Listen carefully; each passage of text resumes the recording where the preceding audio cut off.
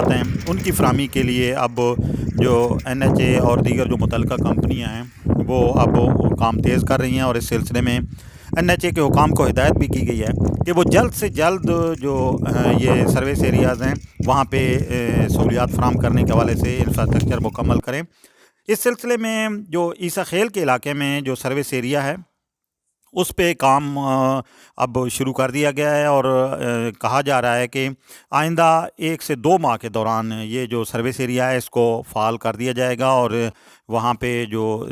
تمام بنیادی سہولیات ہیں ان کی فراہمی جو ہے وہ ہو جائے گی۔ اور خاص طور پر اگر ہم دیکھیں یہ جو سروس ایریا ہے عیسیٰ خیل کا اور دیگر جو اس وقت موٹر وے کے جو سروس ایریاز ہیں وہاں پہ اس وقت بنیادی سہولیات نہیں ہیں۔ یہی وجہ ہے کہ NHA کے حکام کی طرف سے بار بار یہ مشورہ بھی دیا جاتا ہے، کیونکہ اب موٹر وے کھل چکی ہے اور گاڑیوں کی آمد و رفت بھی ہو رہی ہے، تو اب ضرورت اس بات کی ہے کہ جو سروس ایریاز ہیں ان کو ایکٹیو کیا جائے، فعال بنایا جائے،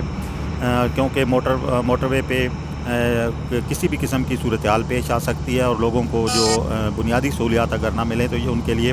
بہت زیادہ جو ہے وہ پریشانی جو ہے وہ بن سکتی ہے۔ اس سلسلے میں جو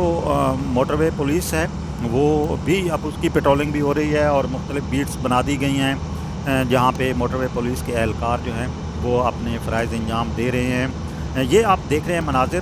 جو اقلا DI خان موٹر وے ہے،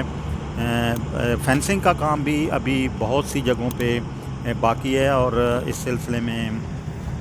اب جو متعلقہ کمپنیاں جو اس موٹر وے پہ کام کر رہی تھیں، جن پیکیجز پہ بنیادی طور پر 5 پیکیجز ہیں اس کے، اور اب جو کمپنیاں یہاں پہ کام کر رہی ہیں انہیں ہدایت کی گئی ہے کہ وہ اپنے پیکیجز میں فینسنگ کو بھی فعال بنائیں اور فینسنگ کا کام بھی جلد سے جلد مکمل کریں، کیونکہ